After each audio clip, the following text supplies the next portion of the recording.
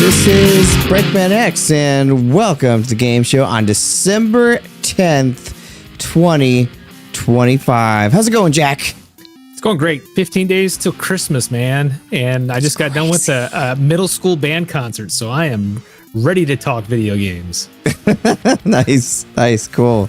Well, I see the Christmas tree behind you. Mine's like over that way, so you can't see it, but yeah, it's also close by, so...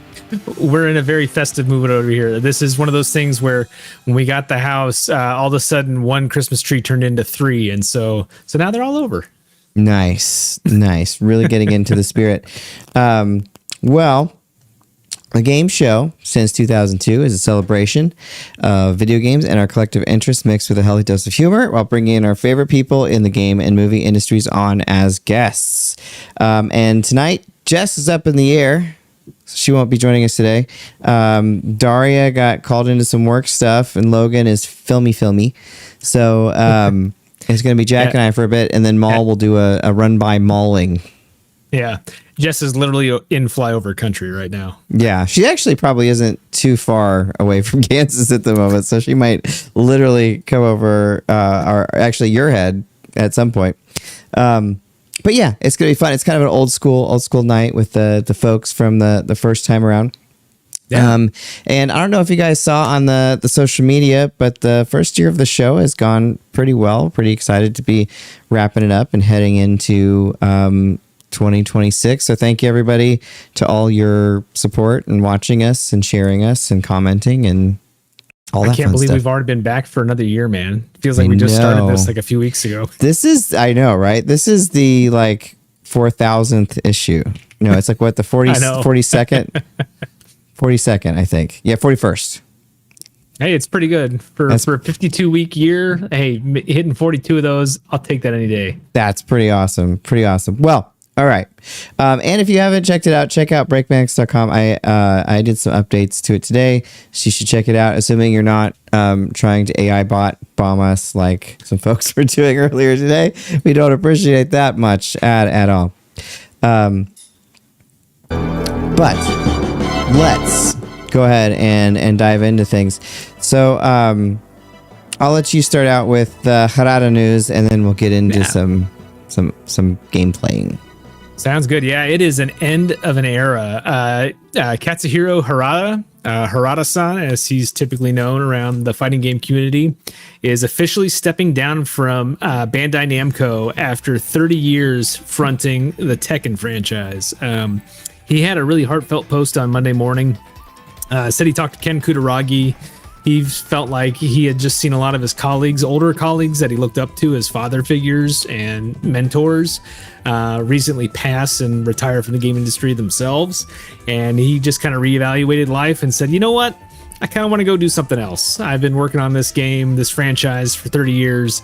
It's time for me to go do something else. And so in true Harata fashion, he dropped this 60-minute DJ mixtape, essentially, that's all Tekken music. And put it on his SoundCloud and said, see you guys later.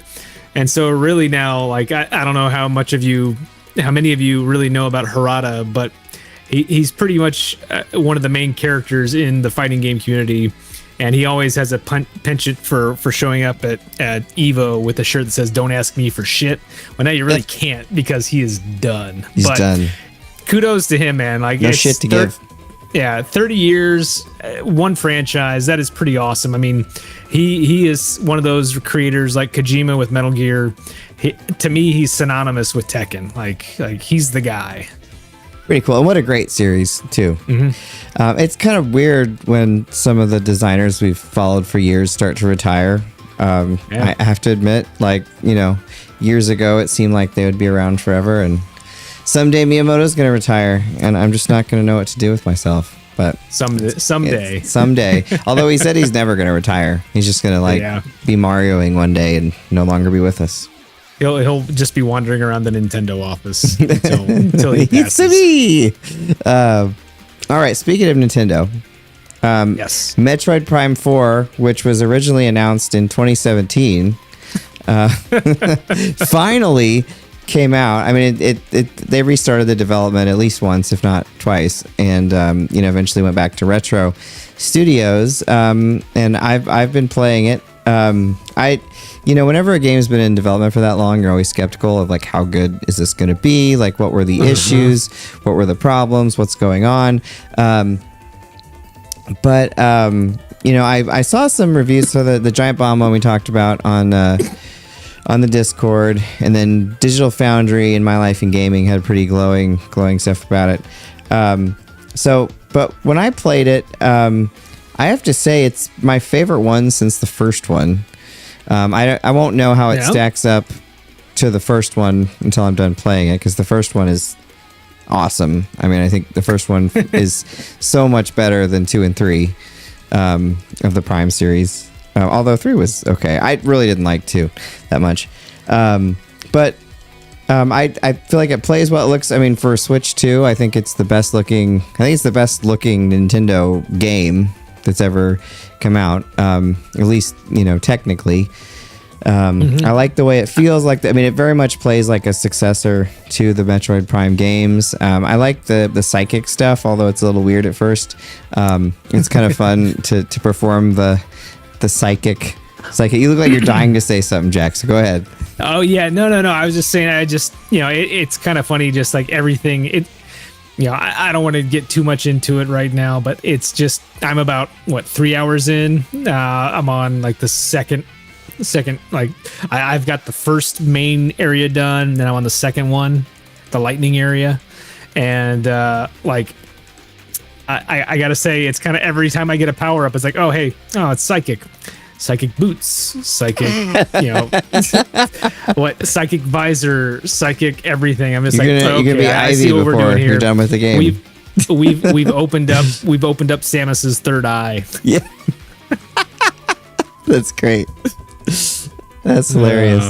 But I mean, go ahead. I'll chime in after you're done. Well, we could kind of go back, but it does feel like you're exploring like an alien world. I mean, I know it like the psychic stuff is the way that they present it is a little weird, but it is, we're in a fantasy sci-fi setting. We're not trying to be realistic about things. So exploring an alien world and finding these kind of religious totems and statues and things, and then somehow becoming a part of that mysticism is interesting. And the sidekick thing, I kind of understand why people didn't like it, but it's not as big of a deal as I thought it was going to be. Like, it's pretty a small part of the game. I mean, the Penny Arcade about it was pretty funny about like killing them, which would be nice. But musically, I will say it's good, but it's not as melodic. I mean, I love Metroid when it has like themes, and I love the ambient stuff, and there's some melodic stuff here and there. But I love Metroid when it has like themes, like you have themes that you can really hang your hat on. But no, I think it plays well. I think the puzzles work well. It looks good, especially for Switch 2. The frame rate's really solid. I haven't played in handheld mode. I've been playing it completely on TV. I have only been playing it on handheld mode so far because my son has been hogging the TV. What a jerk. I know. No, I'm just kidding. But handheld mode, it works great. Like, I haven't really had any problems. I have had, the control scheme where it's the same thing as the other Metroid Prime games. You hold down like the right trigger, and you can kind of use the right analog stick to aim a little bit, kind of like what they did with the Metroid Prime Remaster, except you can kind of fine tune your aim. So like even if you lock in on an enemy, you can still like move the reticle around a little bit inside your field of view. And that is really weird to me. Like, I haven't used it in like mouse mode with the Joy-Cons yet. But there's just something, it's taken me a long time to figure out how to really use that fine-tune aiming. I haven't really enjoyed that part of it so far. But overall, great. No, I feel that. Does it let you use motion? Because I hate motion controls. Like I hated the waggle, the whole Wii era of all that. Anything that had waggle, I kind of would prefer it not. I actually, with the Switch 2 Pro controller, don't mind the fine tuning with the motion controls. It actually doesn't feel terrible, and I kind of discovered it by accident, where I was just kind of playing, and then I like slightly moved the controller, and I was like, oh, that's interesting. So I don't mind it so much with the motion controls, which is really surprising to me, because usually I hate motion controls. Yeah, I mean, I think the option's there, but I haven't used them yet. I really want to sit down with this game at some point here this weekend and actually play it with the Pro controller, just to see what the difference is there, and even try to hopefully find a surface where I can use the Joy-Cons and the mouse mode, and just kind of see how that works too. Yes, and get the sound going.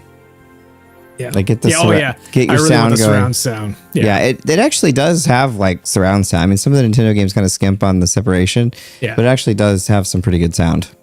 No, but I mean, I'll reiterate what you kind of said earlier. Like the technical pieces are great. Like in fact, right up front it says, "Hey, do you want performance mode or graphics mode?" Which I thought I'd never see from a Nintendo first party game.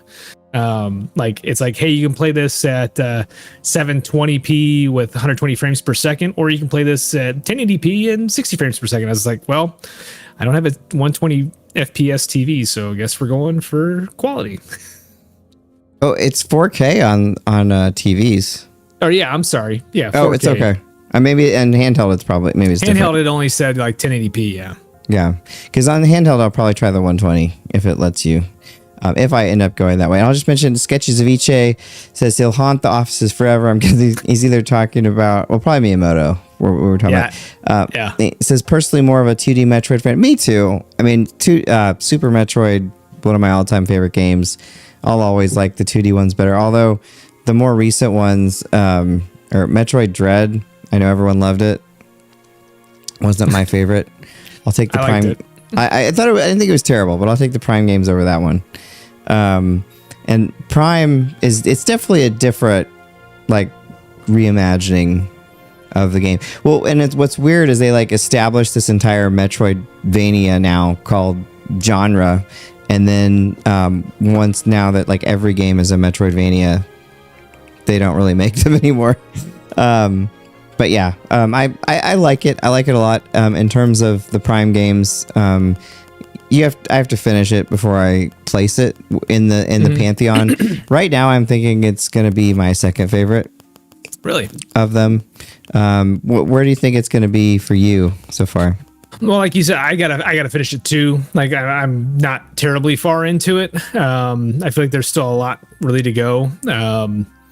But I would say, as of right now, I think the two main things for me that are kind of dragging it down, like the gameplay seems fine.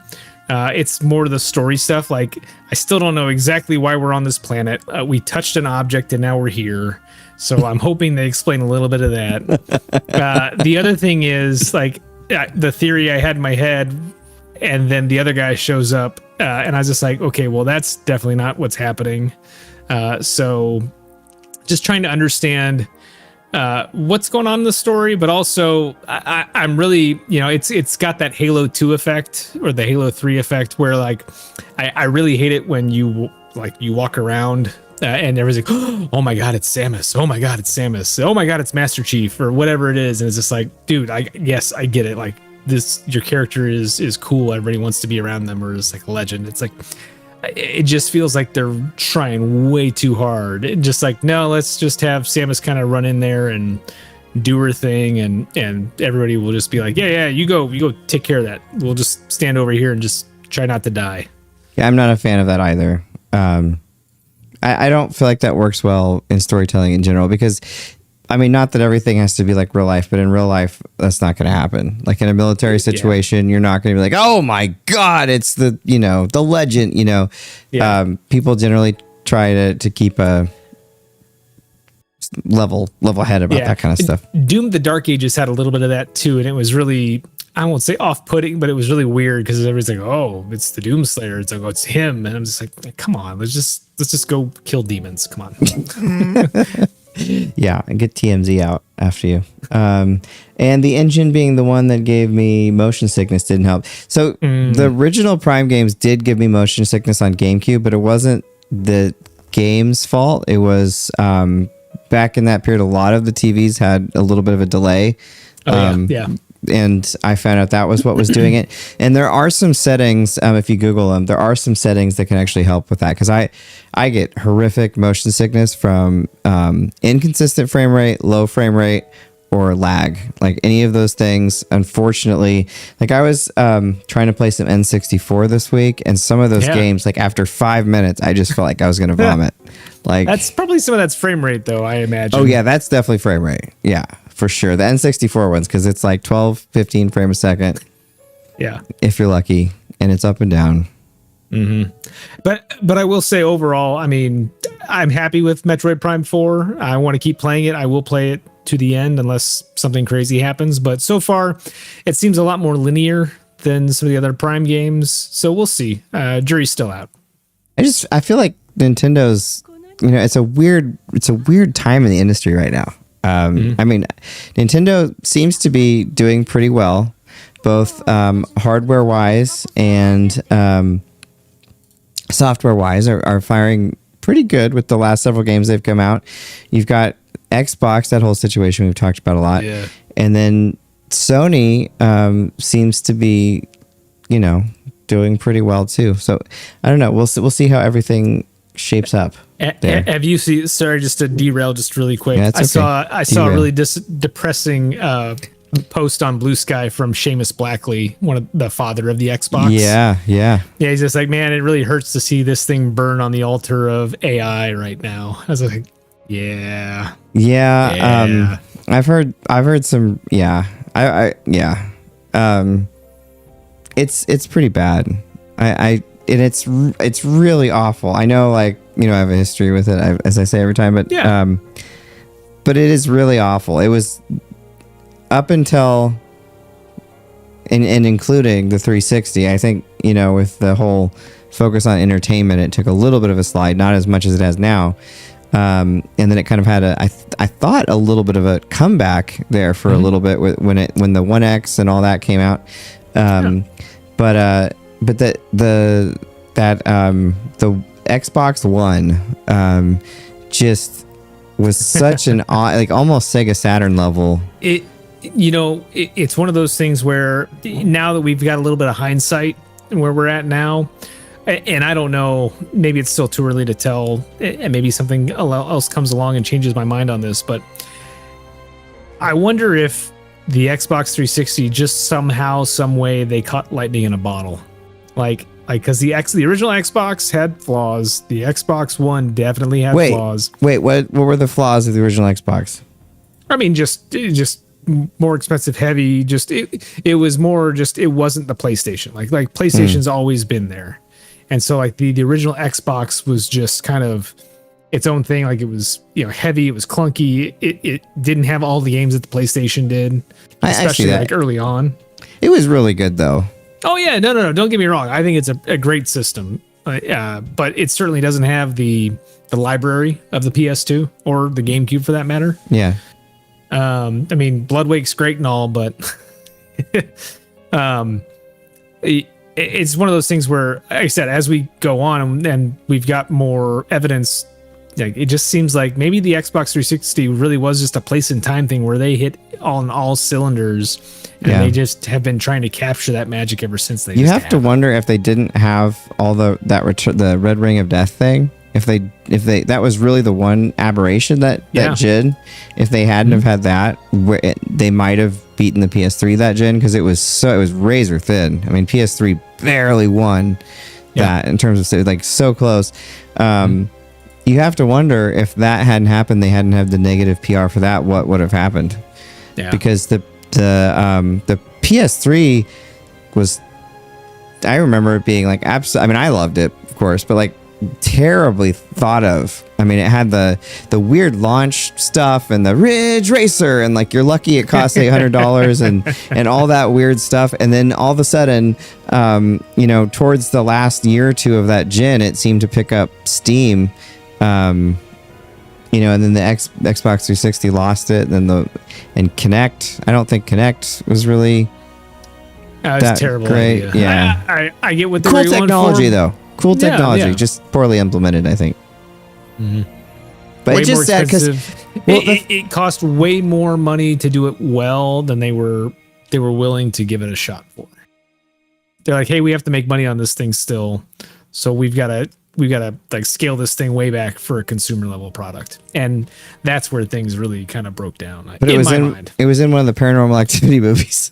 I know. Which is great.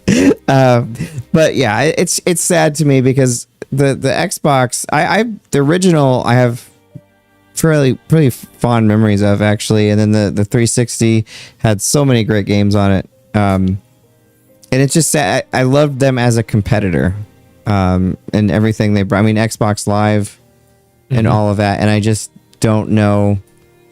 I mean, it's basically going to be a service going forward. It seems. Seems like it.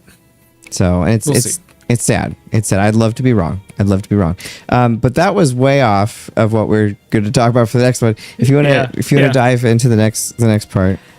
Yeah, so I don't have a whole bunch to say on the next news item here, but the Game Awards are tomorrow night at 7:30 p.m. Eastern Time, 4:30 p.m. Pacific. So if you want to see all of the last new game announcements before the end of the year, make sure you're tuning in. Make sure you check it out. Hopefully we get some interesting Game Award winners this year. I'm really excited to see who wins Game of the Year. And just to kind of see who wins some of the other side categories. But mainly it sounds like it should be some really interesting games announced on tomorrow's show. Cool. I'm excited. Especially, are they going to announce any of these next three? I don't know. But yeah, so Capcom has been out there in the news lately also talking about trying to rejuvenate a lot of their like what you would call older IP. I don't know if I would call Devil May Cry older, but they say that they, with all the success they've had with all the Resident Evil games and Monster Hunter, they're going to try to use a lot of the money that they've made from that to help bolster like some of their older IP. So they're talking about making new Devil May Cry games, Mega Man games, and Phoenix Wright Ace Attorney games. So hopefully we'll get some cool new stuff there. I think it's been long enough since we had a good Ace Attorney game, and it's certainly been long enough since we've had a good Mega Man game. So yes, if we can get some real talent working on those games again, I will be extremely happy. Now, I guess my question for you, Break, is, should they do another 2D Mega Man in a pixel style? Yes. Or should they do it in just like a 2.5D kind of style? 2D pixel style X series, because we already got the original Mega Man. I want pixel. I mean, I would love it either way. Like 2.5D I would like to, but I really prefer the pixel style. Go for it. Make it beautiful pixel style graphics. I like what they did with 9 and 10, where they just kind of did the pixel style, just like it looked exactly like it did on, like, Mega Man looks like Mega Man did on Mega Man 2, and he should never look any different when you're actually playing as him, in my old man opinion. But yeah, but I think 9 and 10, 2, 3, 4, 5, 6, 9 and 10, like, give me something that looks good like that. Give me some good scan lines or something like that, and let's go. I would love a game in the style of X4. That'd be kind of cool. Yeah, I would love. That's what I would, and I don't think they'll do it, but that's what I would love, because X5 and X6 were terrible. X7 was even worse. Yeah. X8 was okay, but again, having that pixel style back would be great, and some really awesome rockin' music. Like the X series, especially 1 through 3 and 4, I guess, had such great music. I mean, I still listen to it. Put Jake Kaufman on it and let him just kind of have fun and just do what he did for, any of the other games he's worked on for Capcom. That's true. Or T. Lopes. He's done some really awesome stuff. Any of those folks. But yeah, I would absolutely love Mega Man. I never got too into the Ace Attorney games. And DMC5 I thought was really good.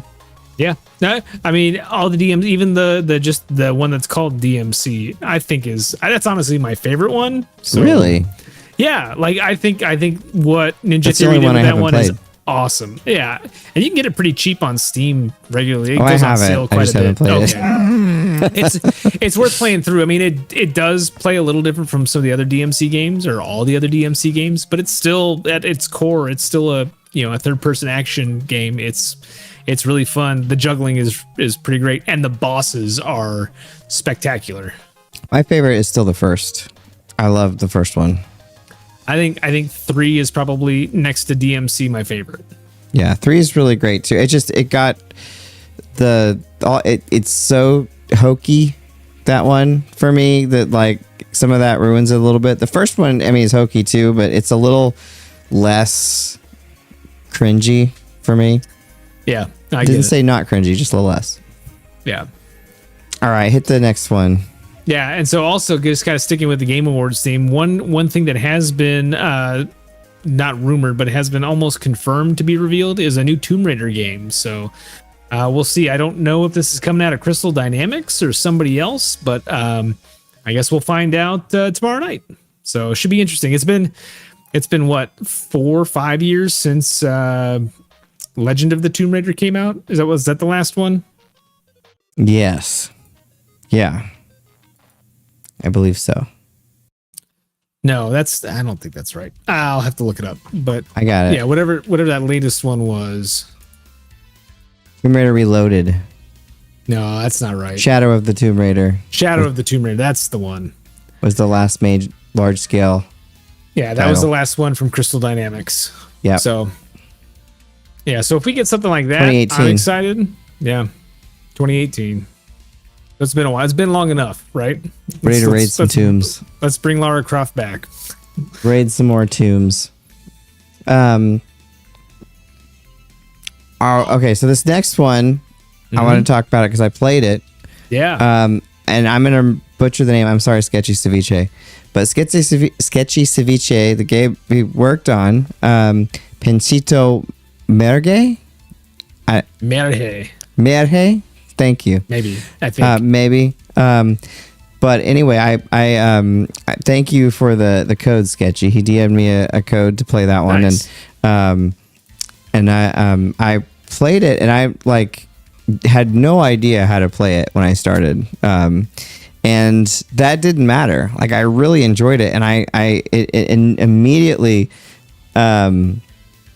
sucked away like quite a bit of time, actually. Oh, merge. Let me know, Sketchy. Okay. As in English. Okay, merge. Yeah. Merge. Okay. We're trying to like pronounce it in Spanish. But no, it's really fun. It looks beautiful too. But it's a puzzle game, which I am not the greatest at, but it was just a lot of fun. It's very intuitive. You make treats and you combine treats. And it makes you hungry. Like, you want to eat the treats. They look good. And then you can sell the treats and like make space in your bag. You can shake your bag every once in a while. And like people will come and you can only sell certain things at certain times. But it was pretty fun. Like, awesome. I really enjoyed it. Like, again, when I first started playing, I didn't really know what I was in for. Mm-hmm. But it was cool to see it on. It was one of the top upcoming games on Steam, which was fun. That's awesome. Yeah, I have it on my Steam wish list. I am under strict guidelines from a significant other not to buy any games in the next 2 weeks. So it is on my wish list, and assuming I get a Steam gift card for Christmas, it's getting picked up. And even if I don't, I'm picking it up afterwards. I have been playing. I have the demo downloaded, so I am very excited to give that a shot. You should check it out once I get a chance. Yeah. I'm really excited to check it out. But yeah, that's from one of our buddies, Sketchy Ceviche. So yeah, friend of the show. And I even and it's not that expensive. It's less than $10, so go pick it up. $6.39, right? I think so. I think that's right. And I saw your name on the credits, Sketchy. I looked for it, so it was cool to see it. And then last bit of news here, our Game of the Year, our We're Wrong Awards, that we've done many times every year since the show's been running. So this would be the 12th time. 11th time maybe. I think that last year we didn't do it. then we will do our games of the year, which will have hopefully some fun categories and some different things. That'll be on January 7th, 2026. And I believe that will be the first show of season 13, lucky number 13. Awesome. Looking forward to it. Yes. I don't think I've played any games at all this year, but somehow I think we'll figure something out. You've played some games. You've played some games. Maybe not as many as we did 10 years ago, but you've played some. Yeah. Yes, also bundle with El Panadero for big discounts. Business. Yeah. Mm-hmm. I'm okay supporting Ceviche that is sketchy. Any of our show guests are always welcome to hawk their wares on our show. Absolutely. Especially since they're good, which is nice. Yeah.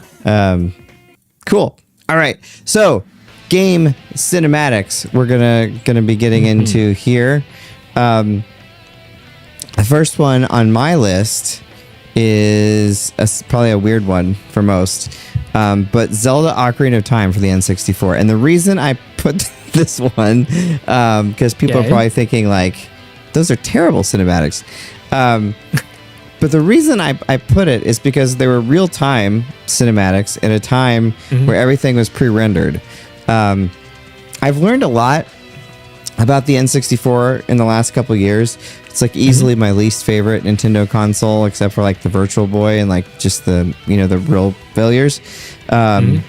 So I didn't know a whole lot about the N64, and so learning about how difficult it was to program for, and how it was actually using the chip that came after the PlayStation, but there were some different things that held it back.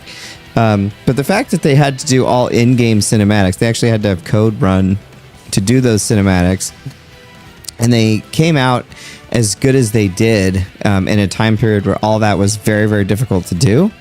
Yeah. I'm gonna give it to that.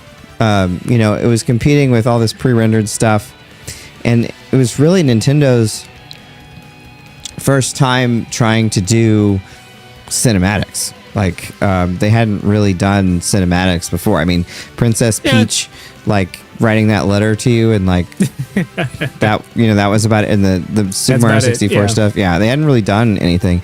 So one of my favorites from that is the opening where Navi is flying around and flies through the gate. I always thought that was such a nice Disney like effect, and it really like sets the stage for the beginning. So weird one to start out with, I know, but I'm gonna give it to Ocarina. So is it any certain cinematic, or is it just that intro with Navi? Or I mean, I would say the intro with Navi is the one that I remember the most, but there's some other good ones. Anyone where he's not like screaming, his scream every time Link screams, I'm just like, I just don't like it. But there's some nice ones like between him and Saria and Sheik and some stuff like that. And that the temple, what is it? The Temple of the Moon, the one where we get the shiny shield. Oh yeah. There's some cool ones there too, and some with the bosses, and of course the one where Ganon throws the ocarina on the field is a good one. But I'm gonna go with Navi, the first person fly through of Kokoriko, or not Kokoriko, the first village that you start in. Yeah, that's awesome. Yeah, Ocarina of Time is one of those where I remember the cinematics pretty well, but again, to your point, it's mainly because they actually did them in engine, and it wasn't like something Resident Evil where a lot of it was being done outside of the engine or like pre-rendered or something like that. So yeah, it's certainly memorable for just from a technical standpoint. Nintendo was trying to do something new. True too. Yeah. Did you want to go on to your first one? Yes. So my first one, I don't want to turn this into the Blizzard half hour or hour show, but Diablo 2 is definitely on my list. The intro, I mean, really, you could put any Blizzard game on this list, then their intro cinematics are just, it's always one of those things you just want to see because of A, what they do technically, but also B, kind of the story they're introducing, and just seeing I can't remember his name off the top of my head, but seeing the guy in the prison talking about how he runs into the stranger and just all of the stuff that befalls him along the way in the intro is just incredible. And for the time, this is what, 1999, I think. So yeah. It looked incredible for the time. I mean, we were just past Toy Story, and this looked leaps and bounds beyond Toy Story. I never thought Toy Story looked good. I mean, it really wasn't, because it was supposed to look like toys, right? But at the same time, I never thought that was appealing. I don't know. Yeah, I'm probably alone on that one, but but yeah, Diablo 2, the intro cinematic for that just blew me away, and still, when you go back and look at it today, is still very impressive considering what kind of technology they had. Yeah, definitely.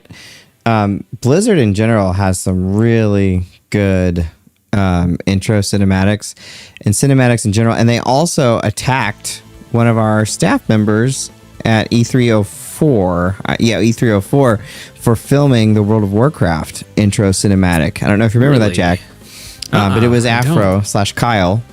I believe. I think it was either him or Richie. I'm pretty sure it was Afro that was filming the intro, because every booth wanted you to film their stuff except for Blizzard and Square at the time. I think it may have been Richie, because I don't think Afro went with us. He was there. Was he? Yeah. Man, okay. Yeah. My bad. The Afrotech. Yeah, there's pictures of him there. But I found that I actually have the video footage where, filming, and you can see, the camera go, Fronk, don't film this. So, yeah. All right. But I don't know which person was filming. For some reason, I remember, Afro telling me about it, but it was a while ago. It was more than 10 years. But yeah, Diablo 2 is definitely a really good one. I didn't play that one until after the fact, but a couple years. Okay, so I haven't talked about these two games yet today. Never.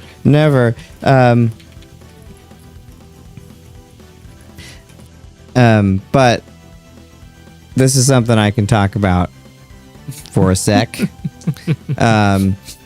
But Final Fantasy VII, the in-game cinematics or the pre-rendered cinematics, and they vary, right? So throughout the game, you'll have different qualities. The folks will look different. They're varied. They're completely different things throughout the game. But during that time period, I remember I was excited about Final Fantasy VII because I love 6, and I'd really enjoyed actually Dragon Warrior, which is Dragon Quest games as well. So I was excited about that.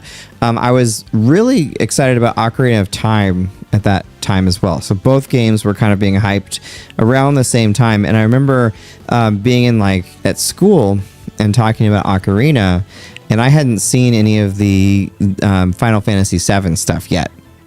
And I remember a friend going, okay, Ocarina Zelda looks nice, but have you seen the Final Fantasy VII stuff? And I hadn't, because it had basically just been released. So I watched it, and it was really captivating. The way they used those cinemas to sell that game, really, I think, was the thing that sold that game. I mean, they had that whole advertising campaign that made it seem like a movie. If you succeed, they survive. If you don't, you can always hit the reset button. They had it, and the greatest story will never be in a theater near you, things like that. And they really used those cinemas to sell that. And combine that with the pre-rendered backgrounds, and you had a game that was very cinematic. I mean, it was the start of Square trying to push that pre-rendered cinema tech forward. So it was really, really awesome to see. But going through that, I mean, my favorite scene in that game will always be the Cloud and Sephiroth, the 5-year thing in Calm, the flashback. And when you wake up and you go outside and your town is burning down and your mom's house is burning down and all of that stuff is going on. And then it cuts to that cinema of Sephiroth walking away in the fire. That is so iconic. And I figured out how to rip that from my CD on the PlayStation CD so I could watch it on my PC and whatever horrifically low resolution it was. You know, of course, didn't look great on a computer. Human, you know, Setsu Javichi said, I remember in magazine Final Fantasy VII ad, this is for humans what highlights are to a deer. Yeah. Headlights. Yeah, I think I remember seeing that one too. Another one of the ads in the magazines was get the guys that make cartridge games and cigarettes in a blindfold, which was a nice shot at Nintendo. But yeah, some great cinemas, and I'll put Final Fantasy VIII in there too. I remember again the demo for that, seeing the intro to Final Fantasy VIII with the amazing music was really captivating and better than Sevens were by far. And then you get into the actual game, and you have the cinema where you're jumping and coming out of the boat and all that stuff. Looks absolutely amazing. Basically what ended the demo, which was really, really cool. But you know what's even cooler? Maul's arrived. He's back. Hey. What's up? Oh, and you've got stuff behind you. Cool. I do have stuff behind me. Different stuff. I can see the... Yeah, I'm going to temporarily set up downstairs this evening so you guys can see the... in the blown out lighting, my game collection. Nice. And my dragons back there and such. So nice. Very cool. Nice. Very cool. I have too many. Welcome. Welcome. Thanks. What's going on here? We're talking about Final Fantasy? We've never talked about it before, so we thought we might as well hit it. Yeah, it's pretty obscure. I can see why. Yeah. But yeah, we're talking about our favorite in-game cinemas, and I was talking about Final Fantasy 7 and 8, but really how they really sold 7 on those in-game cinemas. I mean, I remember it kind of stole the hype from Ocarina of Time pretty effectively. I mean, I'll be honest, like watching the intro cinematic and then all of a sudden you have Polygonal Cloud just kind of drop in as like the scene is just kind of ending is just... It's perfect. I was like, okay, let's see where this goes. No, I was very much in the music. I bought the game off of obviously like cinematics. Like, I mean, you know, I knew the series existed, but still, like, you know, seeing all the images in the back of the box, in the magazines and everything, they're all talking about how graphically advanced it was amazing. And here are some shots. Wow, that looks better than anything I've ever seen before. Opening cinematic. This is amazing. Look at this camera going through the city, everything's fantastic, and then little shitty chibi Cloud comes out and stiff arm walks his way through the city, and I was just like, oh no, what did I spend all my money on? I still liked it, but yeah, well, I mean, the story immediately grabs you, so it's fine. Like, you know, so but and the music and everything about that intro is just so awesome. But you're right, like that intro movie of seeing everything is so cinematic, and then like the logo Final Fantasy VII, I show that to my class when I talk about that time period, about like the cinematics, and I compare it to like the remake, and but like you know, it's what's interesting is watching like younger folks, you know, 18, 20, that have no real allegiance to that game or to Final Fantasy in general, watching that intro from back in the day and actually being like impressed that existed back then. You know, and then of course the blocky characters come out and they're like, what's that? But the Stone Age, I have to agree with you that 8 did have like an amazing opening as well. And I sold Yes. many a copy of that at the store off of just the people watching Squall and what's his nuts go at it with their gun swords. Cypher. You know, Cypher. That was his name, Cypher? I think that's how you say Seifer. Maybe Safer. I don't remember. Safer That's sounds probably dumb. Cypher. That yeah. Well, Quistis. that guy, you know. You know, that one stuck with me so much. Well, I never beat that one. I was streaming it with Logan a year ago, and because I had a friend that deleted my save, there was a whole thing that was Chrono Cross deleted my save. I was playing Final Fantasy VIII, and that was when my now wife and I started dating, so I kind of lost interest in that for a while. And I didn't really remember where I was when I went back to it. But anyway, Logan and I were streaming it a year ago, and I got to like the third disc. I still want to finish it. It's good. It's good. I like it. Yeah, it's fine. I found myself like I was really into it for the first like half of the game probably, and then kind of like interest started to wane a bit. Did you get to the parade? Probably. I don't know. Parade music is cool. I left off at let's see, girlfriend in that game with the wings on the back of her shirt. I liked her character design. Renoa was trapped inside of the chest of a boss. 8 is the one that is a black hole to me. Like I made it 3 hours in. I was like, nah, I'm good. Well, you can't use your big area effect attacks on that boss because she's in its chest. Like just her head is poking out, and it'll damage her. So you have to either do those and then heal her, or yeah, I mean it's a little further in the game. There's still a ways to go. Either way, it pissed me off. Must have been almost. And also, I was very much spec'd up for a big battle using all my big stuff, and then it's like, oh, you can't do any of that. And I was like, God, I have to go back and grind and re-level. Also, things the draw system was terrible. I hate the draw system still. Like when I was playing what made it, me quit. Well, what I did, when I streamed it with Logan, I was like, okay, I want to eliminate the things that irritate me. So I basically gave myself unlimited things. So if I draw it once, I have enough forever. Because I just thought it was so dumb to have to keep drawing, and then like you run out of it and you go draw. I never liked it. I didn't like it when I read the reviews about it. It made me nervous that I wasn't going to like it, and I've never thought that was a good thing. I think 7 and 10 have my favorite systems. Yeah, and 6 is, of course, 6 is pretty similar too. But yeah, well, you know, honestly, like all the older ones up through 7, I think probably have the most like straightforward systems and are pretty easy to navigate.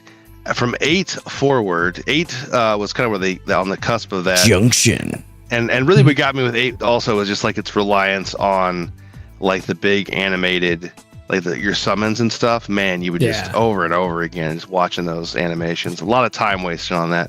But after that, they got like really ticky-tacky with the mechanics and the leveling systems and having like giant tapestry bits you're moving materias around on, and what are these combos. And I just felt like I was doing more homework with the resource management in a lot of the games. I'm like, just give me experience, just let me level up these materias. I prefer it that way too, because it adds a little bit of anxiety too, because it's like if you don't do it right, or you could mess it up and then you have to grind for hours, and that was really, I just don't want to grind unnecessarily for hours. Yeah, grinding in a game is the worst. Just everything should serve a purpose. You know, a little bit of grind, I guess, but just like they go a little too nuts. So yeah, too nuts. But let's Jack, do you want to go on to your next pick? Yeah. So my next one, it's a little oddball. It's similar to your first pick though. Legend of the Mystical Ninja for N64. You know, the Impact intro, I don't know if you've played the game, but the Goemon series, the giant robot Impact is quite the character all on his own. He's essentially a kaiju, but he's a big robot that Goemon controls.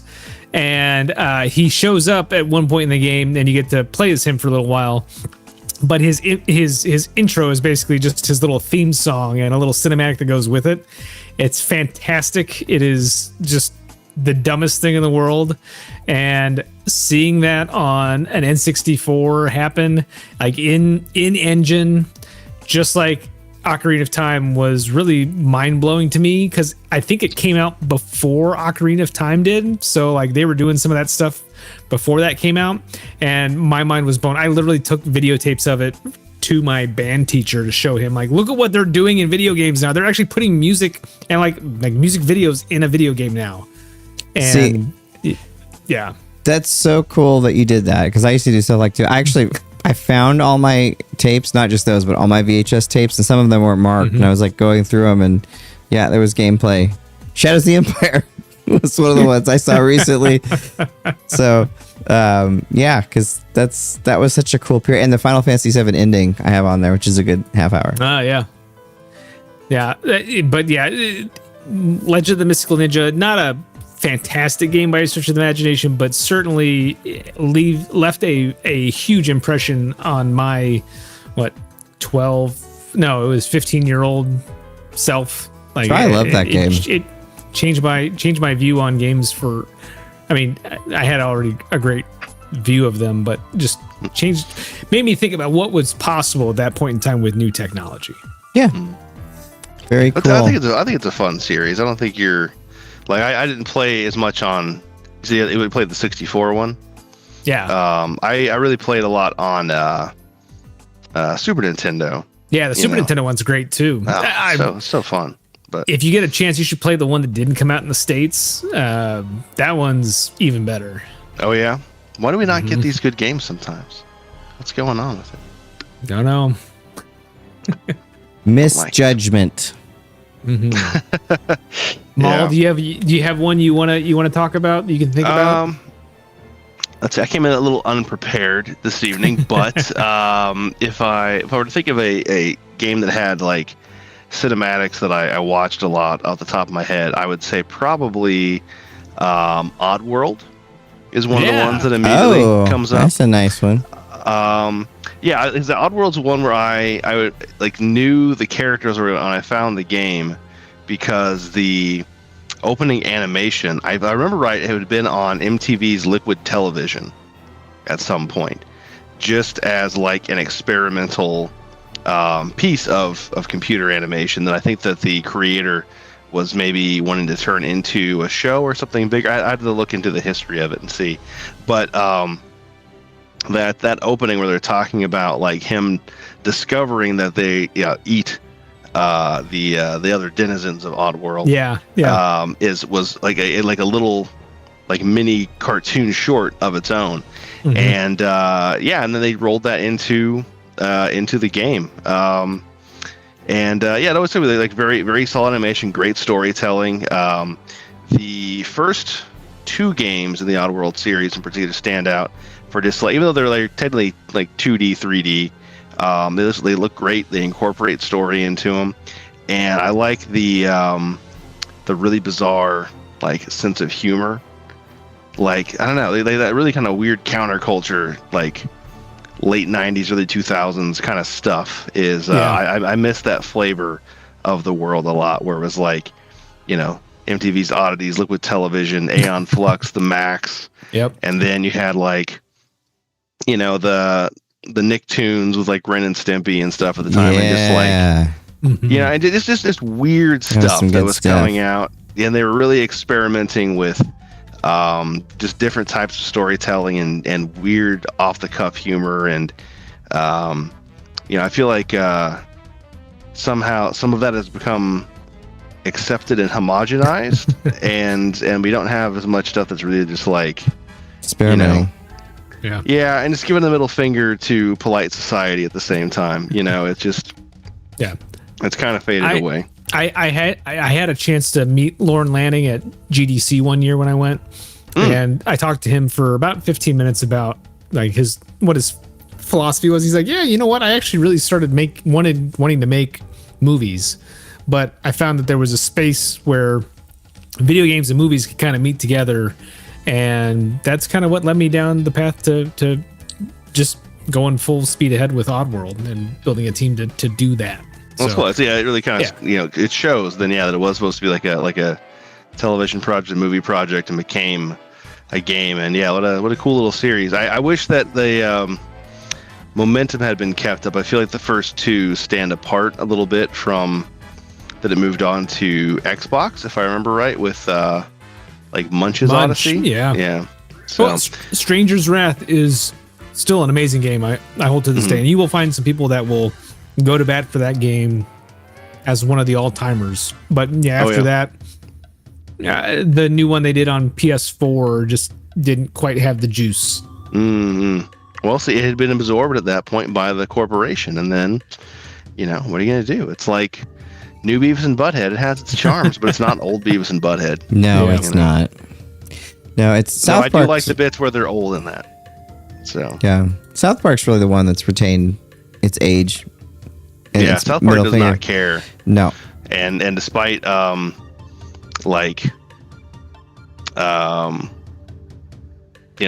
much they still break contracts and piss off the people they work with and get themselves in hot water with content before they just putting their finger on the pulse of something or someone right before they maybe die in a public fashion or something like that. It's just strange things happen with South Park, and yet people still throw billions of dollars at them. Billions and billions, because it makes money. Yeah. That's all. So, I mean, there's still room for subversion. Trey out Parker there. was in Topeka like 2 weeks ago. Oh yeah. Yeah, just randomly. He was at the Brown vs. Board, just seeing it. Well, they run a restaurant not too far from Kansas, so I'm going. They're in the Midwest. Oh yeah, and not now, but we have reservations. It takes for freaking ever to get reservations. Yeah, but yeah, those show. I mean, that period, the '90s and the '80s and the early 2000s, even there was so much of even the larger corporations allowing for some experimentation with different things, and then once whatever saw its success, there has to be like those elements, the executive's like, okay, that's great, but like also could you put this in there because this will make the numbers go up. And you have that kind of over and over with all the media in the bigger areas until you go into the indie space where you can still have experimentation. Yeah. I've seen everything I liked as a boy get absorbed. Television, comic books, everything's owned by corporations. Once now it gets good, it gets bought. It's not. You still have some stuff. I don't want to say like it's all bad. There are definitely corners. I don't want to. We shouldn't old man ourselves to death and out of relevance. Yeah, there's some good stuff. There's some good stuff that sneaks through, for sure. Yeah. The Ninja Turtles theme just played right when I said that. Shredder's Revenge.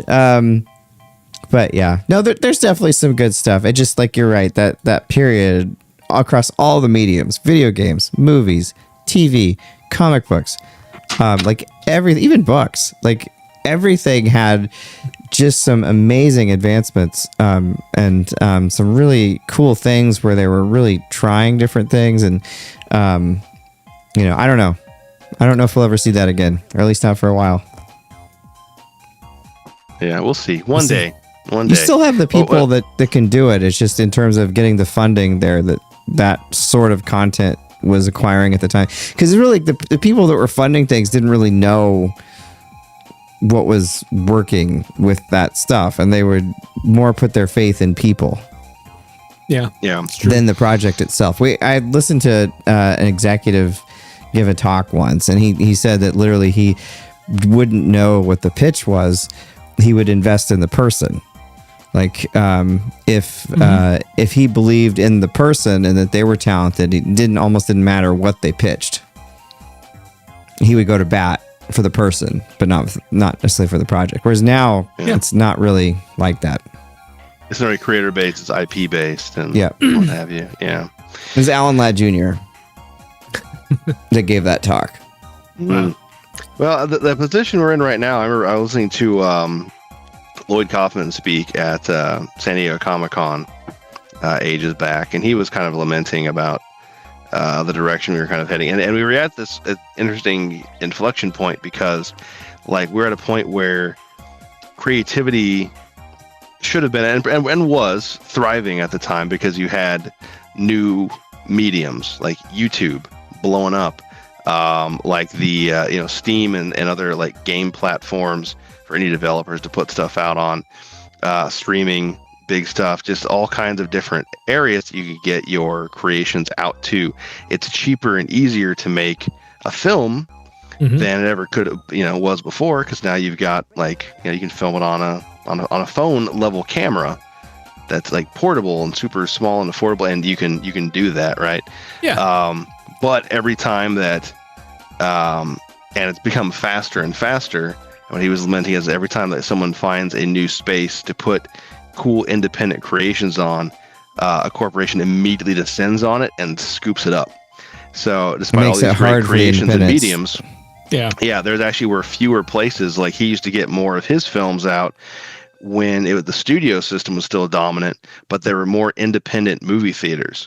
Yeah. And now there are almost no independent movie theaters left. And then he started going online, and then YouTube, Netflix, Amazon, everyone got bought up. And his stuff's still out there now. Like, Troma films are definitely maybe even more accessible than they ever were, but the proceeds he gets off of each view and each sale is minuscule compared to what it would have been when he was out there selling them individually to a crowd who would pay full price for everything directly to him. So a lot of up and down with it. It's and we're seeing that with game space as well. It's tough. There's a lot of fingers in those pies.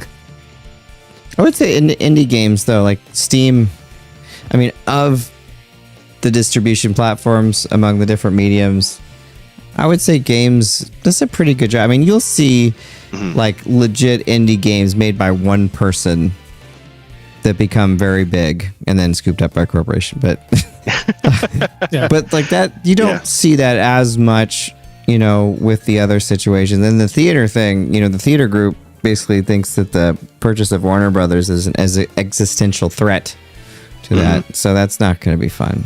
I like movie theaters.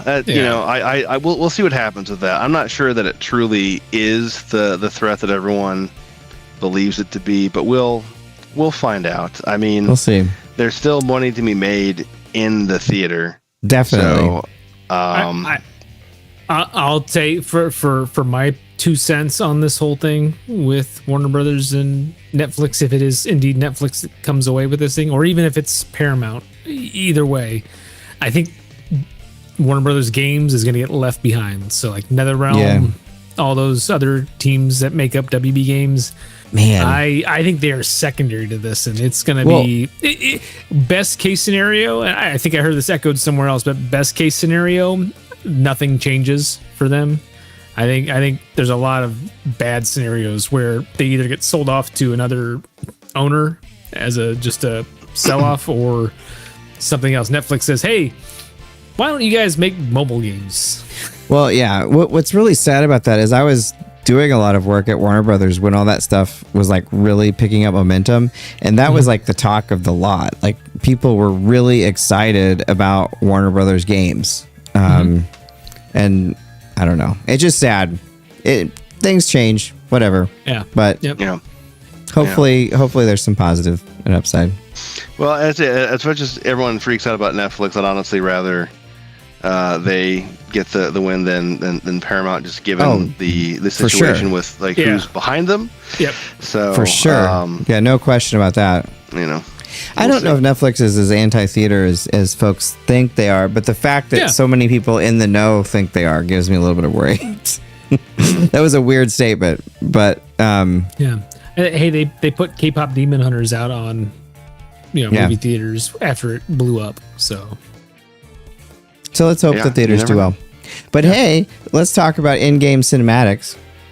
Yeah, Oddworld let us down a strange This is a rabbit hole great. there. No, I love the rabbit holes are like what podcasts are about. Like when I listen to a podcast and folks go down a rabbit hole, those are the podcasts I like to listen to. So, and we do that enough, so it's kind of our thing. But Sechi Javice says, "Oh, I want to get scooped up." I hope you get scooped up, Sketchy. You can come watch us on your yacht. So the next one that I'm going to say is like the entire Metal Gear Solid series for cinematics. That was another one that was coming up next. Yeah. I mean that game has always been all about cinematics. Even going back to like the really old ones, but really starting with Metal Gear Solid. I mean, that game has such a look to it. That's another one I show a lot of in my class. That first one and then the progression of the series. But that first one really established some awesome cinematic gameplay. I mean, it really starts out like a movie. You feel like you're playing a movie. Metal Gear Solid 2. Also, I bought that from you, Maul. I still have my copy I bought from you. That really has some amazing cinematic. I'm still not a big fan of Raiden, but and then Metal Gear Solid. Hey, did you play through Metal Gear Rising? Because I think he gets redeemed by the end. Oh of that yeah, thing. no, Metal Gear Rising is really cool. It's a really fun game. I actually just replayed that last year. Nice. But and then 3 also, as you know, Jack's been playing recently. And then all the way on up 4, etc. Like, I just think that whole series, when I think of cinematic games, that's honestly probably the first ones that come to my mind. They are pretty great. I will say, what I was going to mention specifically was actually Part 2, though, Sons of Liberty, because it is weird. It is. Those games are extremely cinematic, but 2 has. It's almost like they're just like taking the piss out of their fan base, and it's so early in the series. Like everyone played the first one, I was just expecting the most like epic, amazing game. We loved the gameplay of Metal Gear Solid 1, the espionage, the stealth, the storyline. Everything was so cool. We got a little taste with the VR missions, but we still wanted more stuff. So on a Battlefield. But here, PS2. Oh my God, new graphics. This is going to be amazing. Who the hell's this guy? Why is he falling down all over the place? Why is he shirtless so much? Like, the whole game is just. Why am I playing as him after the boat? Like, what happened? Like, the game is such a trolling experience. It is. I mean, when you play a game, you get excited to play as that character. Like when you play Halo, you want to play as Master Chief. When you play Mario, you want to play as Mario. You know, and it's just like that bait and switch. Like the first time I played it, I literally stopped when I became Raiden. And I came back to it later. But like I was just like, I want to play as Solid Snake, not this guy. Yeah. Well, I mean, it's amazing because, like you said, as part of the bait and switch, like he's not even on the cover. Yeah. You know, it's still Snake. Like this is the guy. Yeah. Oh. And then they just teach you the rest of the game. It's like, oh, hey, by the way, here's Snake. It's like, oh, I'm sorry, Iroquois Pliskin. Here he is the rest of the game, just kind of helping you out. Yeah, what a game. Video games. I think it was on my list at one point, and I decided to change it for something else. But yeah, Metal Gear Solid 2 is right up there. Like that ending where, I mean... So long. Not so much the cinematic, but I mean, just that entire ending sequence is just bananas. BANANAS. It's real Japanese also. Just the whole spirit of it's, you know, just it's completely out there, you know. Oh yeah. So yeah. And then you got 3. Yep. It's always interesting in my class because I always have at least one person from Japan in my class. So when we talk about like the different, it's always interesting to get that perspective. I can see that. Japan's its own strange thing, man. Like the humor, I don't always get it. They develop some strange, they develop some strange obsessions too. We were talking the other day about horse racing and how huge it is. out there now. You know, like you look at like, you know, like our like you had like the videos that came out last summer during the festival season of like Chappelle Rowan and like how big she blew up, and just like everyone, she's just filling up like massive festival grounds, everyone just swarming around her, singing the music, just amazing, huge experience. And it's like that in Japan for horse racing, where like mobs of people like shutting down sections of the country.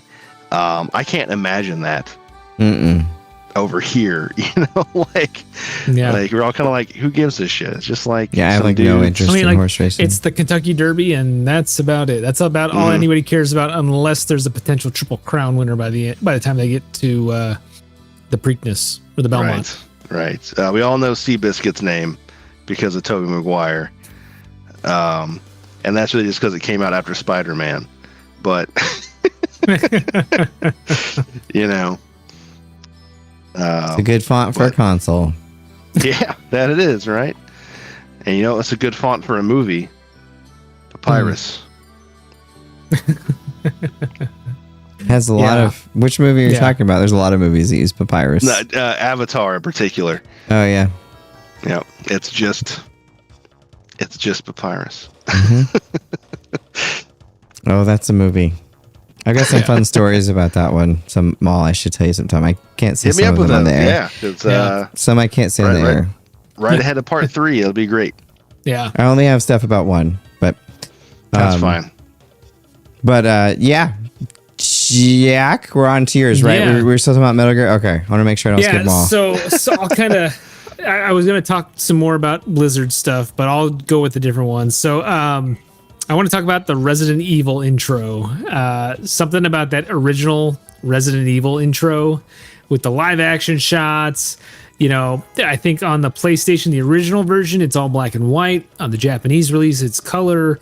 And when they did the director's cut, they turned it back to color. Something about that just kind of like, hey, here's all the people you're going to be seeing, and like, here's what's going on. The terrible acting, the real quick like little headshot in like action shots are just really silly. And you know, just remembering, you know, you've got Chris picking up the dismembered hand with a gun still attached to it is always just something that always sticks in my head. And the run to the house, or to the mansion, something crazy about it. Something that really was like, it wasn't the first PlayStation game that I played, but it was really the first one where I was like, all right, this CD thing's got something going for it. Granted, I had never really played many Sega CD games, so like I never really had that joy of. That's a nice way to put it. But something about the Resident Evil intro stuck with me for a very long time, and it's still, between that and Resident Evil 2's intro, like some of the most memorable cinematics that I can ever think of for video games. Just because they really set the tone for what's coming forward. Like, it's just like, yeah, it's gonna be really badly acted, and yeah, it's gonna be pretty cool, but you know, we'll see what we get. There was some charm to the bad acting of that period, though. Like, the hokiness. You came for the blood, but the hokiness kept you there. Yeah, you get Wesker slicking back his hair, just so dumb. And Barry's like, "Hey, I got my gigantic gun. Let's look at this thing." But at the time, like, it was so cool to have those videos. Like, oh yeah, it was really cool. But yeah. All right, Maul, do you have another cinematic odyssey? Well, you know, you may have already touched on it a little bit with your. Since we came in through the Final Fantasy door when I came in, so you've definitely already touched on some SquareSoft stuff. Yeah. And Jay will definitely touch on some Blizzard stuff when you get there, since you're kind of working your way in that direction, it sounds like. But I always liked when a lot of the games of the era had not just you know, the digital 3D cinematics, but we also had a lot of cool anime ones at the time, right? So there's like PlayStation 1, PlayStation 2 era, a lot of animated ones. So like your original Xenogears had some pretty hefty and super violent ones, no less. So Yep. Yeah, that was a game that I don't know. I just remember it always for taking such a dark turn where it's like, you're a kid, you're exploring your island, you're learning some martial arts, okay, and then halfway through, hey, let's kill God. Okay, great. That sounds like a fantastic journey we're going to go on. That wouldn't happen today. I don't know. I don't know. Mm-mm. It would get shut down by an executive order. You know, you say that, but we did just get his Dark Materials on Max, and that's the ultimate goal of that series as well. So I think it just depends on who's looking at it at what time. That's true. Yeah. That was such a great game, though, Xenogears. Yeah. That was an What a weird astounding mixture game to of play. martial arts and mech stuff. Yeah. You know, Yeah, just- I remember playing the demo of that and getting hooked, and then it took a good year or more to get the full game for me. Renting, I think. Yeah, long time those developmental periods. Yeah, I don't know, but yeah, there's just that one, then like Lunar, you know, which just got a remaster, didn't it? I think that just came out A recently. year or two ago. Yeah. Yeah, so but yeah, just amazing animation in all those during like Good voice acting, too. yeah, pretty solid. During the last time that I was like really into anime, you know, I try to dip my toes in again once in a while, but it's one of those I think that Sapepa. yeah. You recommended that years ago. Yeah, Yep. Read or Die. Yep, excellent stuff. Yeah, like the last era that I was really into. I think college is kind of that point for a lot of folks where it's like it's peaked for me. You know, I had Evangelion and Trigun and Cowboy Bebop and FLCL, and I can't move past them. But Those are some good ones, though. Those are small timers. Mm-hmm. yeah. I tried with some other stuff recently, and just I don't know, it doesn't grab me. There's a lot of isekai, a lot, Yeah.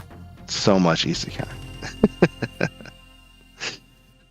I still love the anime art style, though. Mm-hmm. Yeah. Well, they risk getting kind of homogenized. There's a lot of Just like copying everything. off each other, you know. Yeah, but I do appreciate like Vinland Saga. I don't know if you guys are still keeping up with it. That one is pretty amazing, honestly. Like that a lot. I'm a sucker for stories about why killing is wrong, and or badong for you Kung Pao fans out there. But yeah, that's one that's definitely up there. DuckTales. Tokyo TMS animated both Disney's DuckTales for the U.S. market and Akira. Wow.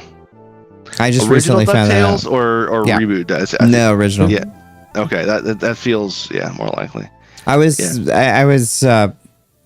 looking into the game for some reason and ended up finding that I never knew that until just recently. Huh. DuckTales is a it was good amazing. cartoon. Yeah. Yeah. Woohoo. Good stuff. Well animated.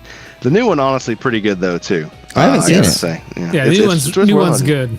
Luckily, I had kids that were the right age for it, so I was just like, "Hey, kids, you want to watch DuckTales?" And Oh, it's so great when that works out. Yeah. And then it's not like through like 5 minutes the first episode want to change it. Yeah, So you I can mean, it's good. I liked it. They have a good song. I mean, it's the same song. Yeah. Oh, well, yeah, you shouldn't change that. Yeah. You can't. That was my cannot. favorite cartoon at that when the original was on. I did like one of the episodes they had. They did make the moon theme from the Nintendo game canon. I did. That is awesome. Okay, now I'm gonna watch it. Kid with or without kids. It can be watched either way and still enjoyed. You know. Yeah. I've gotten Break Girl X knows a lot of video game music. She doesn't necessarily know like what the games are from, but I listen to it enough in the car that she'll randomly start humming like a game song. I mean, it was really Storm Eagle was the one that I really got her into it with, and then it's progressed to other other game songs. That's awesome. So Yeah. Now the one we still need though, they teased in that show a revival of Darkwing Duck, Yeah. and Let's it has get been dangerous. off the air for like I don't know, like 4 years now or Yeah, something like it's that. And they such haven't great got 3 years, cartoons, yeah. man. Yeah. During that time, there was such great like so many cartoons were so good. Yep. Yeah. Yep. Oh well. Or Maul, the did you ever animation. play Did you play the new Marvel beat 'em up, Cosmic, whatever? I haven't yet. Actually, I'll probably get that pretty soon though. I was looking forward to it quite a bit. I played the demo. Um, It's pretty good. Yeah, there's a couple of beat 'em ups that like that one obviously on the radar, and Masters of the Universe. Maybe Masters. There's one that they have demoed and been demoing for ages. I don't know if it actually finally came out Mhm. or if it's still floating around. Is Toxic Crusaders? Oh, yeah. Yeah, but they had been demoing that at like PAX for ages, and there's trailers up. But it's like I don't think it's ever dropped. I'm looking into that and see if it actually came out. I'm looking right now. Planned release 2026. Yeah. There's a demo. Okay, well, I mean, goddamn, It looks pretty good. come on. Yeah, I mean, Toxie looks good. it looks solid. I'm amazed that it still has not come out. 'Cause I thought that maybe they were waiting for the The movie. movie to come out, and then did not. And then I see there was a release date set for December 4th, 2025. And everyone's like, where did this game go? And then they said 2026. And Yep. it's gotten just pushed around for a long time. So I love that we get the pixel art games, though. Yeah, it's cool that we still get Yeah. them for sure. But you know, I've just been curious. I don't know why. When do they announce this game? Yeah, they announced it in 2023. It'll be 3 years between its revelation and Metroid coming Prime out, 4 so- can come out. Anything can come out. Have you played that yet? Yes, we talked about it a little bit Yeah. at the top. Okay. I haven't played it yet. I have not played it yet, but it is on my list. I still have my Game Pass subscription, so I'll probably We're talking about pick Metroid it Prime up. 4, I think. Oh, I'm sorry. Metroid Prime. I apologize. I was You're still fine. thinking about Cosmic Invasion. It's all good. It's on your My mind. You bad. want to play it. Yeah, all it good. is. Yes. I was making sure I was thinking of the right thing. Because kids space out, God knows. Well, for my next one, I was going to, since we're running out of time a little bit, I was going to talk about Ghost of Tsushima, which is great, but that's been talked about a lot with the cinematics. So I want to go with one maybe that isn't talked about as much, and that's TIE Fighter for the PC. Okay. Yeah. Because like I remember I was at Shadow's house. I didn't have a PC that I didn't have a sound card. Like I played silent games for quite a while. But he had a PC that had the sound card, the CD-ROM drive, everything. And I remember playing TIE Fighter at his house, and I was like astounded by the digital speech and the music and everything from that opening cinematic, and how, I mean, to me, it was like amazing that was happening. And then when you play it, of course, and like the music comes in and everything, and you have the movie sounds. But the cinematics in that game, and the Emperor coming on, and a lot of them were like digitized from the movie. Yeah. And carried over. But that was a really cool opening that set the stage for the game in a way that hadn't really seen in that way. So TIE Fighter. TIE Fighter's a good one. I mean, the entire X-Wing, not so much, but TIE Fighter and X-Wing versus TIE Fighter, the cinematics, I think, are great. Especially for a game of that type. I mean, Wing Commander, I think, is always up there, too. Yeah, I love Wing Commander. Especially, you get your your Mark Hamill in that one, too. Favorite Wing Commander, go. 3. What's the subtitle on that one? That's the Heart of the Tiger. Okay. Yeah. What's your originator? 3. I don't know which one that is. Yeah. I know them by the other name. That's a good one. Yeah, 3 is really great. I do like 4. It's one of those. That's one I haven't played all the way through. Although like when it came out on Mac, it was already out on PC. 4 was so 3 came out on Mac. I picked it up on Mac. 4 had already come out on PC, and so on the disc for 3, they were promoting 4 as like, hey, this is out now, you should go play it. And so like they literally have like, I don't know, 10 minutes of like cinematics from Wing Commander 4 on the disc for 3 on the Mac, and I was just like, man, it looks really good, I really want to play that, but it also spoiled like half of what happens in Wing Commander 3. So I was just like, okay, well, we'll see. I really like the Sega CD one. That was like the first way I was able to play it. That was, I think they just call it Wing Commander, but it was. Yeah. It was either 1 or 2. I think it was 2. No, it was 1. Wing Commander was later ported to the Sega CD, the first one. But yeah, I loved that game. Yeah. But sorry, to your original point, like TIE Fighter cinematics are fantastic. Mm-hmm. And then you had the book, you had to type in the code to get in the game. Yep. Good old 90s copy protection. Did you ever read the book? There was like a story about a stormtrooper in there. Yeah. Like how you're programmed by the Empire and stuff. And it was the first time that I think I had read about that particular thing. Huh. I'm sure. I mean, yeah, because I'm guessing a lot of the books didn't really go into it at that point. Yeah, and it was telling me like the TIE fighter and like the pilot and how he'd been programmed from an early age for the Empire and all this stuff. And it was super, like, it hit me at the perfect time. For sure. Just blew your mind. Like, more Star Wars. Mm-hmm. There's more out there. Oh, yeah. Yeah. Very cool. Prequel. All right, Jack. Yes. So one I want to talk about is it's another one that's newer, and probably I don't know if everybody's seen this, but so in Wolfenstein: The New Blood, which is the first new one from Machine Games, there's a choice you make early on in the game which determines who your characters at your home base are for the remainder of the game, and one decision means you have essentially Jimi Hendrix at your base, although they never call him by name. It's just this guy that looks really like Jimi Hendrix, and he likes to play guitar any chance he gets.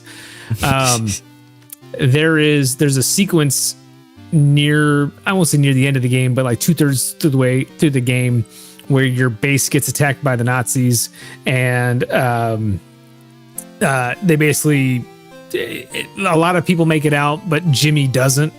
And so what he does, he basically stays behind to try to hold down the fort.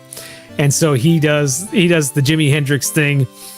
He plugs his guitar into his amp. He turns it all the way up, and he basically wails the Star Spangled Banner as they're blowing up the place. And it is just it is one of the most psychedelic, weirdest things I have ever seen. And honestly, I think it set the stage for a lot of the crazy stuff they did in the new Colossus. But that always has stuck in my mind since I saw that. It was just like, yeah, they made some decisions on this one, man. Like, good on them, because like this really works. This is something I did not expect from a Wolfenstein game set in the 1960s. That makes me want to check it out. I've not played that. The game is incredibly difficult for some really stupid reasons, but yes, you should. That story goes places. To Jimmy's house. Yeah. Amongst other things. I'll check it out. All right, Maul. We're getting close to the end. Do you have one more pick? I don't know that I've got.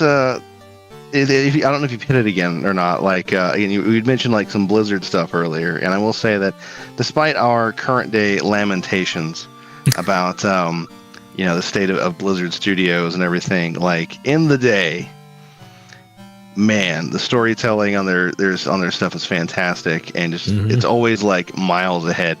Now, I'll say, like, in general, like the first time I saw like the World of Warcraft cinematic, and just like the details in like the character's skin, their eyes, It's amazing.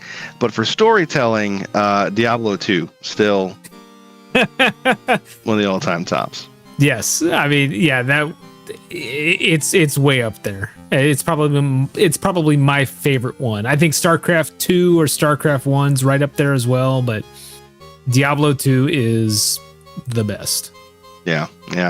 I mean, I think the other ones, like, since then have obviously looked better, but like, just as far as just, I don't know, just the quotability of the lines, just the grimness of the story, like, yeah, part 2 just sucks you right in. I don't know. Now, to be fair, I haven't played part 4, and I know a lot of people still are not huge fans of that game. Some aren't. It's contentious, but everyone does say that its cinematics look amazing. So I'll have to like watch it at some point, right? So 4 cinematics are incredible.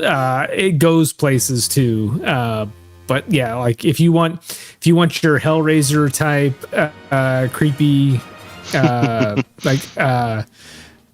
ritualistic practices or just rituals, yeah, it's pretty insane. Well, and I do. So there you go. That's Me too. Me too. My Christmas decorations are Art the Clown outside, so you know. That's nice. I will say the one bad part about 4 is there's a significant lack of Deckard Cain, so you don't get him. Oh no. I like video games. Stay a while and listen. Exactly. Well, this was a really fun show again.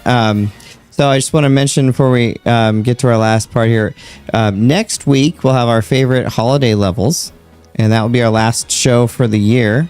So 12/17, there'll be our favorite holiday levels, so that'll be fun, talking about some holiday stuff. And then, of course, we have Christmas after that, so no show, and then New Year's Eve, so no show. And then the beginning, so this is the second to last episode of Season 12. Season 13 will begin 1/7/26 with Games of the Year. Woo! So excited to talk about my favorite games that I played this year. It's always fun. I'll just be like Ghost of Yote. That'll be the entire list. Spoilers for me, I guess. I don't know, but those are always I'll see some if I can fun. Dredge up some other stuff. I don't those know. are always fun shows. The Game of the Year shows, and it's going to be an interesting light, because the folks that we have here, most of them have not. Well, half of them have not done a Game of the Year yet, so it'll be fun to see how they tackle it. I think it'll be fun too, like if we each get to pick our own category that everybody else gets to put a game into also. I think that'd be kind of fun. Let's do it. That sounds fun. We always did like some fun categories. So I like that idea. Yeah. All right. Well, Jack, what are you doing this week? What do you want to say before we head off in the sunset? Man, I hadn't even thought about it yet. Boy. There are days ahead. I know, yeah. So this week I'm probably going to finish putting up Christmas lights because I haven't completely finished that yet. It's too late. It's too. You really don't have any time to look at them. I'm going to have like 2 weeks, maybe 3 weeks if I really push it, but I still want to do it. So doing that and probably watching a lot of football. A lot of football this week. Nice. Yeah, I got up on the roof lights because usually BreakmanX does it because of the car thing. She obviously can't do that now, so I Clark Griswold it, which everyone thought was funny. But I ended up actually enjoying it. It was fun. I'd never done it before, so that is the other thing I've got to do this week, is I do have to get my first of many Christmas Vacation views in. Oh yeah, we've already watched it 3 times. Yeah, that's my go-to. It's my favorite Christmas movie for sure. But I'm afraid of heights, so that made it extra fun. But Maul, what would you like to say before we head off in the sunset? Well, I am about to probably right after this recording. Actually, I'm trying to go out and start my Christmas shopping. Oh, so, cool! Santa Mall. Yeah, you say late to the game, but whatever. I only buy for like one person anyway, so yeah, easy enough. It's fun. It's fun. Well, thank you everybody for listening to the game show, and we'll see you same time next week.